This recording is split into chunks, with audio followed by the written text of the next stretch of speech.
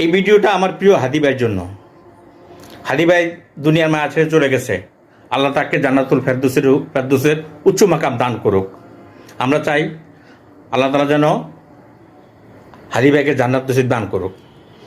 কিন্তু হাদি ভাই সম্বন্ধে আমরা একটা কথা ভাই, আপনি এই প্রজন্মকে ভালো পথ দেখাতেছেন, হয়তো সেটা আপনার দিক থেকে ভালো, অন্য কারোর দিকে ভালো মনে হয় নাই। আপনি চলে গেছেন পৃথিবীর মায়া ছেড়ে। এর ভুক্তভোগী কিন্তু আপনার যে সন্তান, ছোট সন্তান আছে, সে কি অন্যায় করছিল?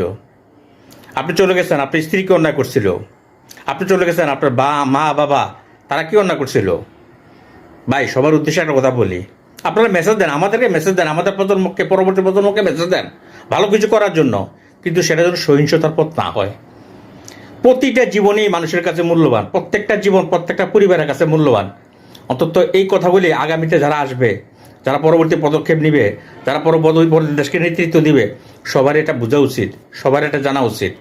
তবু আল্লাহর কাছে দোয়া করি, আল্লাহ যেন আপনাকে জান্নাত নসিব দান করুক। আমিন।